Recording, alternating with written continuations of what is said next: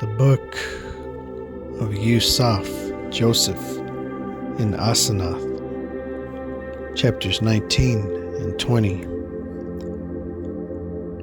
And while they were yet speaking these things, a boy came to Asanath. Lo, Yusaf stands before the doors of our court.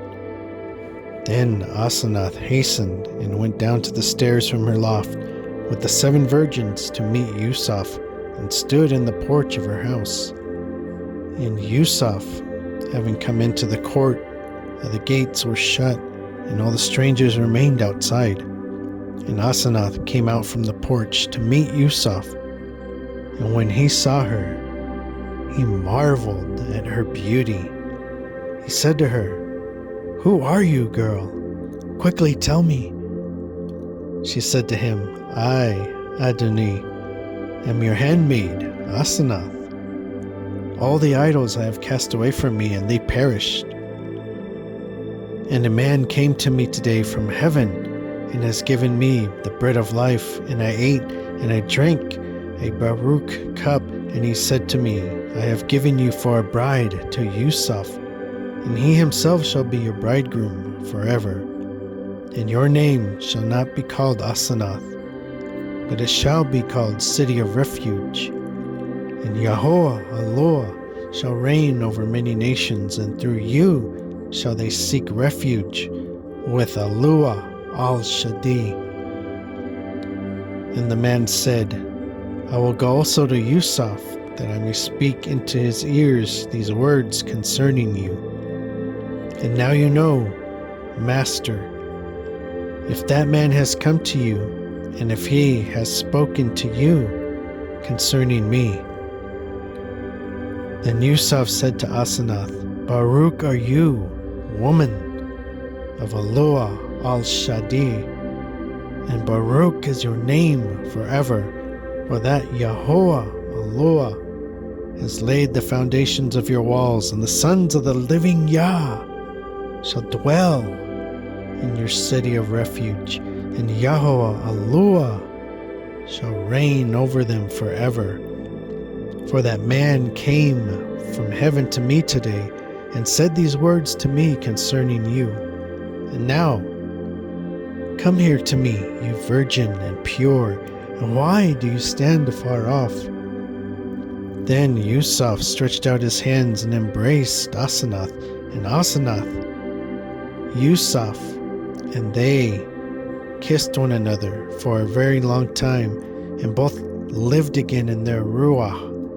And Yusaf kissed Asanath and gave her the ruah chayayim.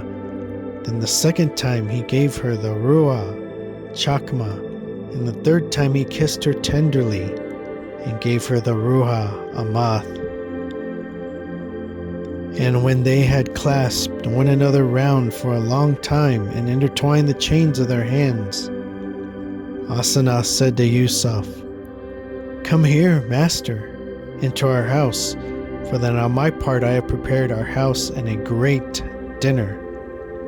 And she took hold of his right hand and led him into the house, and seated him on the chair of Potiphar her father, and she brought water to wash his feet.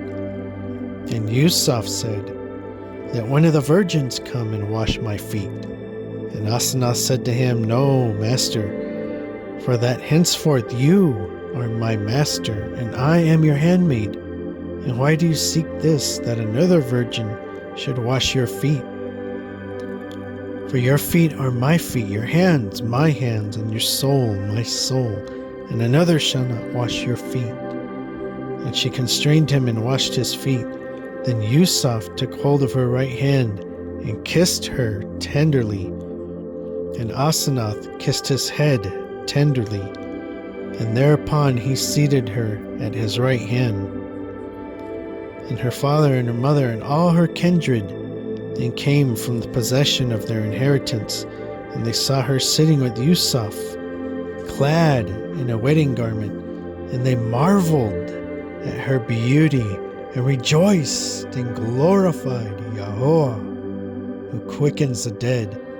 And after these things they ate and drank, and all having made cheer, Potiphar said to Yusuf, Tomorrow I will call all the princes and satraps of the land of Mitzrayim, and I will make a wedding for you.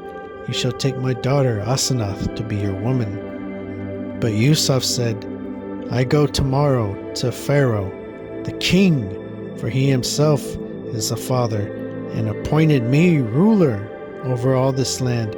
I will speak to him concerning Asanath, and he will give her to me to be my woman." And Potiphar said to him, "Go in peace."